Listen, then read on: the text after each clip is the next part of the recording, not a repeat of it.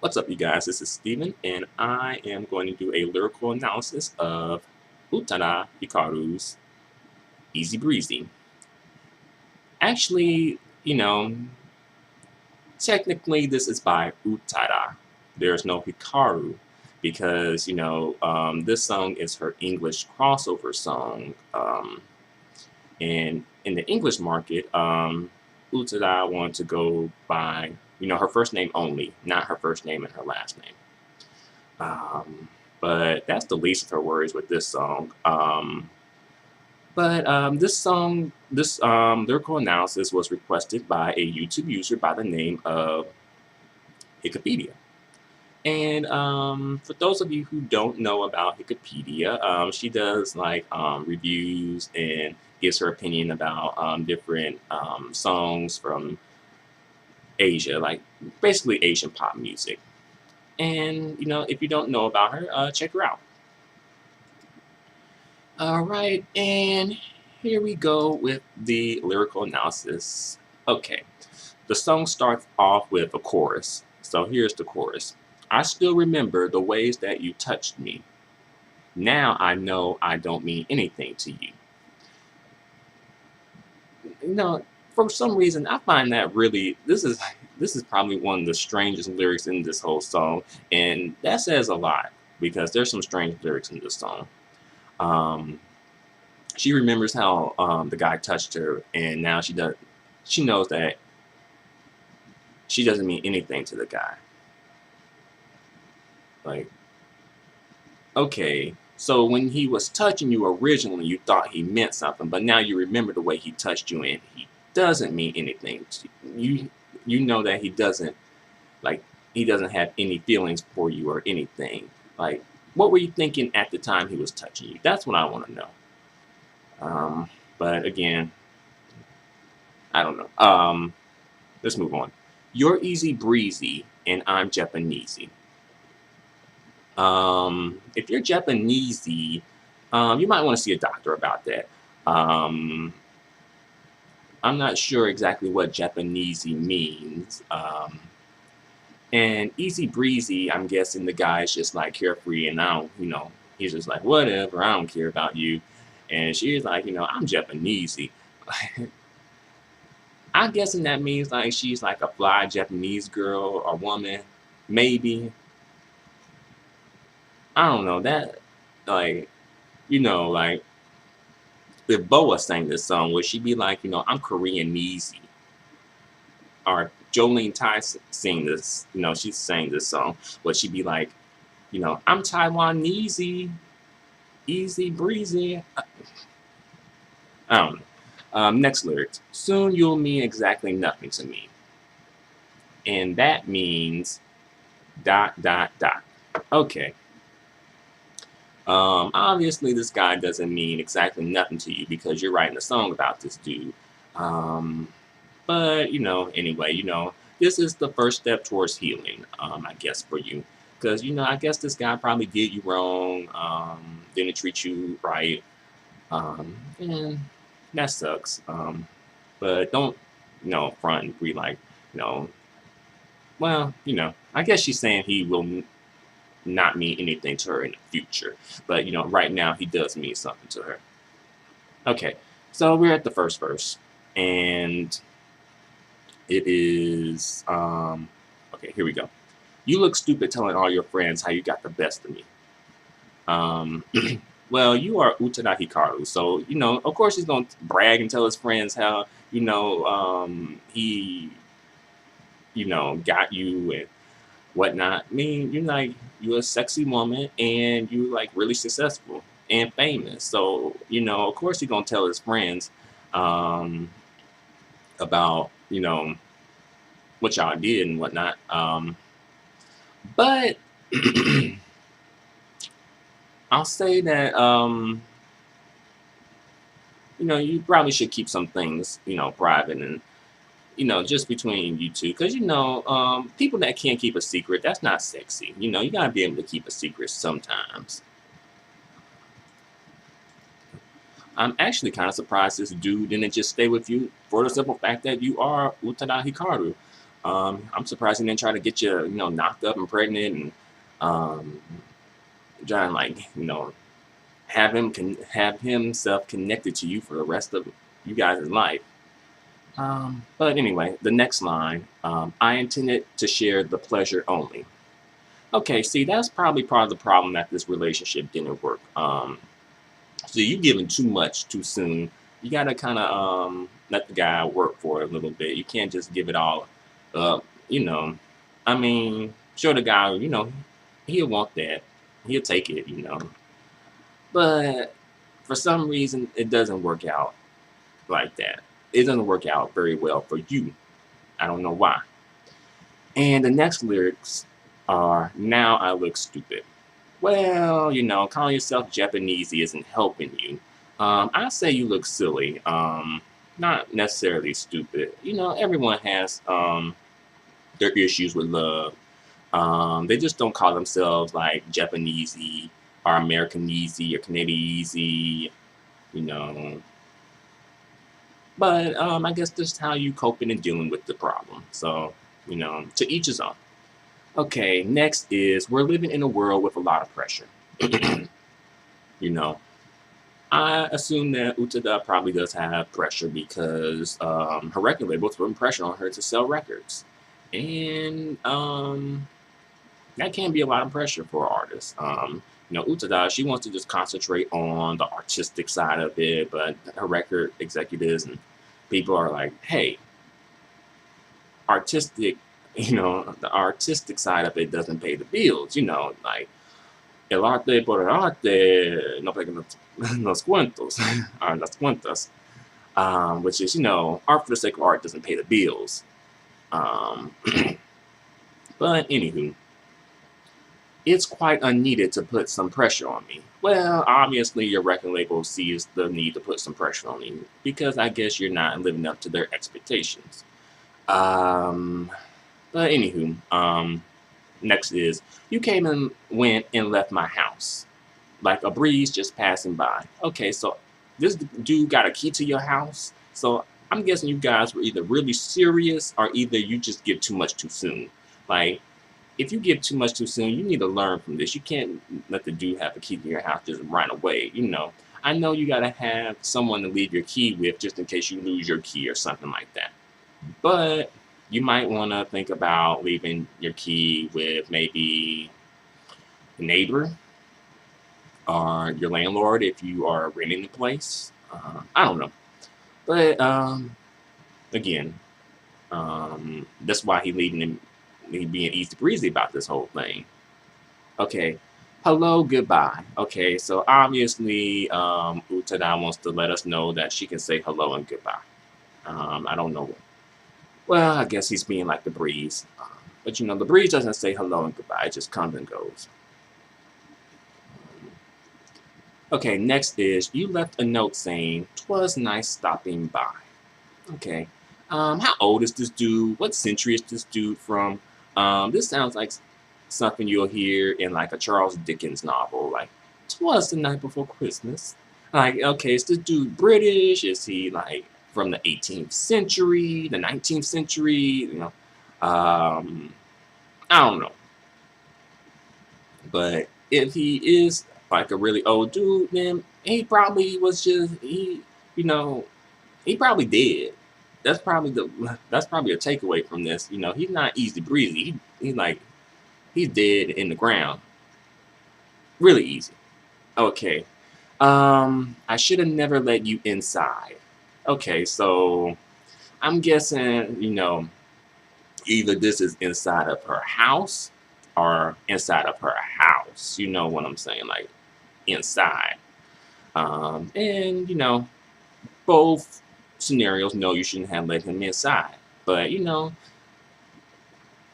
just wanted to get some pleasure, obviously. As you mentioned before, you intended to give him pleasure and only pleasure. So, you just, see, ultimately, you try to turn like a one night stand, a drive by, a hit it and quit it situation into a relationship. And that doesn't work, you know. Hopefully, you learned your lesson from this. Okay, so She does the chorus again, and it's pretty much the same up until like a certain point. So I'll do the chorus again. Like, I still remember the ways that you touched me. Now I don't know. Now I know I don't mean anything to you. You're easy breezy, and I'm Japanesey. Soon you'll mean exactly nothing to me. Does that mean anything to you? Well, obviously, if he's easy breezy, then this probably doesn't mean that much to him. Um, and again, the Japanesey part. What's that about? Like, some people were offended by the Japanesey lyric in the song because they're like, you turning your ethnicity or your race into a joke. And on one hand, I do agree with that. But at the same time, I guess she's just trying to have some fun and just be like, she's like a fly Japanese woman. Maybe that's what she meant by it.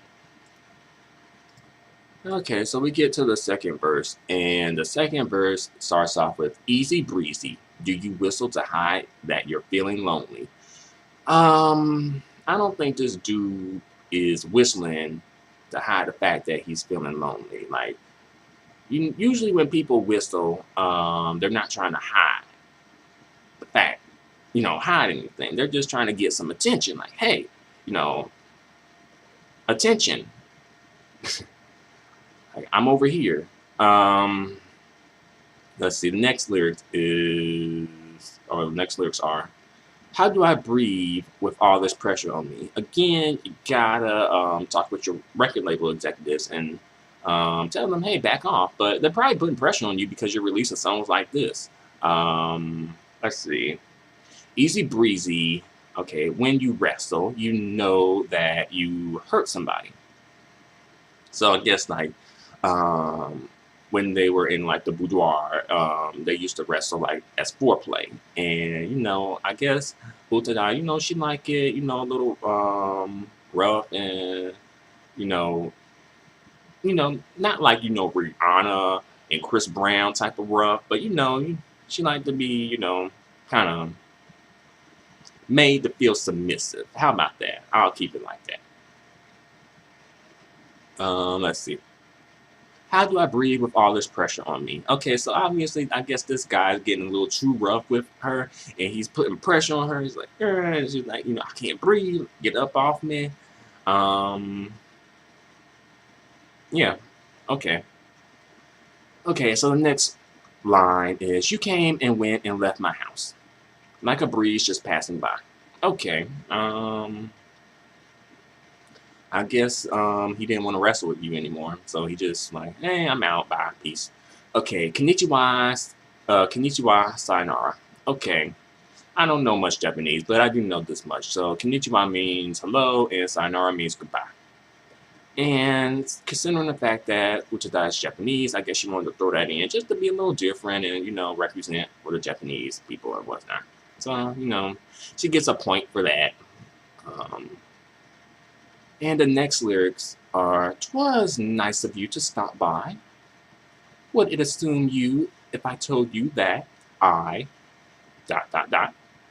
Okay, so okay, I guess Utada is trying to incorporate some new English into her vocabulary. I don't know, maybe she's read Charles Dickens novels or something, and she's just trying to be like British and sophisticated. Aren't just British because people usually associate the two together. So she's trying to be British um, and be a little sophisticated. Okay, so they do the chorus again, and basically she's just talking about he being easy breezy and she being Japanesey and soon you'll mean nothing to me and whatnot. Okay, so we get to the very end of this song, and she says that she's no. This is strange because she switches to the third person because this song has been in like first person and second person, but all of a sudden she incorporates a third person into this song. So she's like repeating the same line over and over that she's got a new microphone. She's got a new microphone. She's got a new microphone, like all over this whole song till it ends. So like, what's a microphone? Like, how did we get to this metaphor in the first place?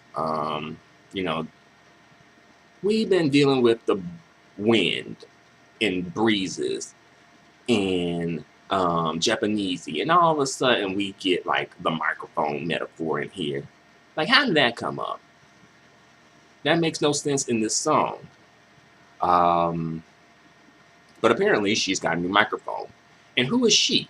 Is she referring to herself? Is she referring to, like, you know, her Proximus? Like, what is she? Who's she? And who's got a new microphone? And what does a microphone mean?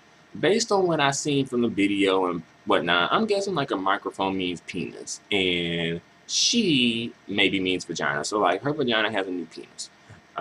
Maybe that's what she's getting at.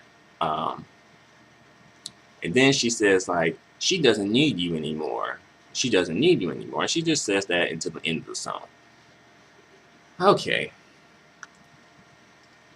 I have went on for way too long about this song. So I'm gonna try to end this and keep it short. Well, you know what I mean. Okay, this song was not the. I'm gonna keep it nice. This song was not the best choice for a English, like to introduce herself to the English audience. However, I do kind of like the song. It's kind of catchy. It's a bit mindless though. Like, I like you're easy breezy and I'm gentle easy. Yeah. Like, you know, it's mindless. Let's see, what else I can say. The video is nice. She looks nice in the video. Well, I'll say that. She looks nice in the video, but the video's weird. It starts off in the pool and like some dude's getting out the pool and she's looking at him and she's singing her song about being easy breeze, Japanesey. And then like all of a sudden it starts to rain. And then everyone goes inside. But then she puts on like this raincoat or this plastic poncho thing, like skanky poncho thing or whatever. And she goes out into the rain and goes into a phone booth. And then she starts having phone sex with some dude over the other end of the line. But he's not into it from what I see because she's just all like, you know, like, let me see. This is the phone. It's a, like, okay, phone. Like, she's just all like, she's just, you know, being really sexual with it. And the dude's not into it. He just clicks. He's like, yeah, click. Then she's like driving and she's talking about she got a new microphone and whatnot. Long story short, I think I don't know that much about Utada Hikaru. I'm gonna keep it real. I don't know that much about her. But from what I've heard, she's better than this. This shouldn't have been her first crossover English song. You know, her album is called Exodus. Her English album was called Exodus. And with songs like this, you're probably gonna have to make a U-turn and go right back to J-pop, because you know it's a nice song, but I don't think people are gonna be like, "Whoa, wow, I want that!" Like, I request the Easy Breeze Japanese song. Nah. But you know, kudos to her for making an attempt. You know, this attempt was really probably not very difficult for her for a simple fact that she was raised in New York City in Manhattan. You know, and she speaks English. You know, really well. Like, she was raised in New York, so obviously she speaks English. She's raised and educated in New York, so she wouldn't like she didn't have to deal with the certain obstacles that certain foreign non-English speaking artists would have to deal with. Say like, you know, Ayumi Hamasaki, Nami Emoru, Jolene Tai, Boa. Because she was familiar with the culture and familiar with the language. That being said, she should have came with it a bit more. But you know, again, I don't want to bash her because, you know, it is tough for Asian artists, especially foreign artists and especially Asian artists. Asian people have to work a lot harder, unfortunately.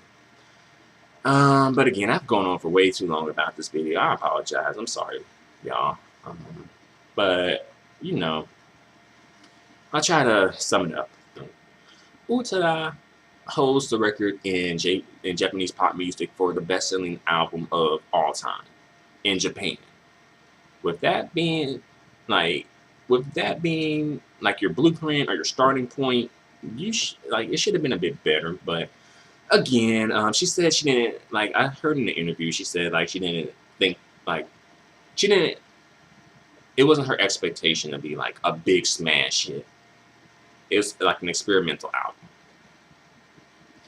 But I'm like, you do that in Japan, not in the United States. You want to cross over and then do your experimental stuff.